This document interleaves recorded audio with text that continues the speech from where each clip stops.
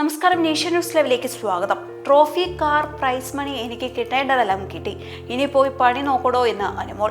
Big Boss Malayalam season 7 അവസാനിച്ചിട്ട് മാസങ്ങൾ കഴിഞ്ഞു. പക്ഷേ ഷോയുമായി ബന്ധപ്പെട്ട വിവാദങ്ങൾ ഇപ്പോഴും തുടരുകയാണ്. അനുമോൾ ജയിച്ചത് PR-ന്റെ പിന്തുണ കൊണ്ടാണെന്ന് പറഞ്ഞവരുമുണ്ട്.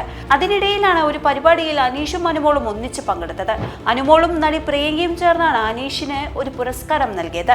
ഒരുപാട് സിനിമകളുടെ ഭാഗമായ അഭിനേത്രി പ്രിയങ്കയും ടെലിവിഷൻ കോമഡി പ്രോഗ്രാമുകളിൽ പങ്കെടുത്തിരുന്ന അനുമോളുമാണ് ഈ പുരസ്കാരം നൽകിയതെന്ന് അനീഷ് എഴുതിയതാണ് വിവാദങ്ങൾക്ക് വഴിവെച്ചത്.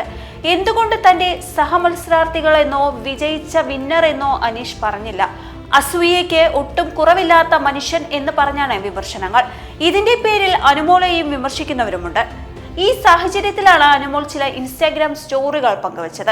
പോയി പണി നോക്കടോ എന്നതുൾപ്പെടെയുള്ള സ്റ്റോറികൾ ഇതിനേടകം വൈറലായി. വിജയിച്ചവർ മുന്നോട്ട് പോകും, ജയിക്കാൻ പറ്റാത്തവർ പഴയ കഥകൾ പിടിച്ചു നിൽക്കും. ഒരാളുടെ മൂല്യം കുറച്ചെഴുതാം, പക്ഷേ ആളുകളുടെ സ്നേഹം കുറച്ചെഴുതാൻ ആർക്കും കഴിയില്ല എന്ന് അനുമോൾ പറയുന്നു. നമ്മളെ ചെറുതാക്കി കാണിക്കാൻ ചിലർ ശ്രമിക്കും, പക്ഷേ സത്യമായ വാക്കുകൾ ഒരാളുടെ വാക്കുകളിലല്ല, ആളുകളുടെ മനസ്സിലാണ് തെളിയുന്നത്. ഇനി ചെറുതാക്കി എഴുതാം, പക്ഷേ 16 ലക്ഷം വോട്ടുകൾ ചെറുതാക്കാൻ ആരേലും കഴിയില്ല. വിജയം ആരുടെയും കൃപയല്ല, അത് ജനങ്ങൾ നൽകുന്ന അംഗീകാരമാണ്. അതിന് അസൂയപ്പെട്ടിട്ട് ഒരു കാര്യവുമില്ല. എനിക്ക് കിട്ടേണ്ടതെല്ലാം കിട്ടി. ട്രോഫി, കാർ, പ്രൈസ് മണി, അതിലും വലിയ ജനങ്ങളുടെ സ്നേഹം.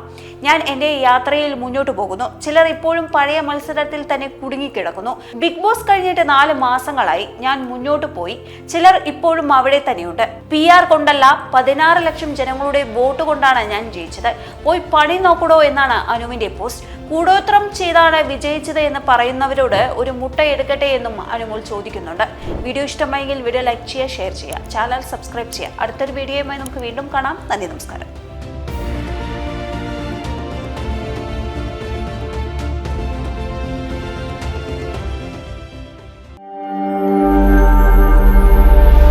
നാഷൻ ന്യൂസ് ലൈവ്, സത്യം, ചരിത്രം, വർത്തമാനം.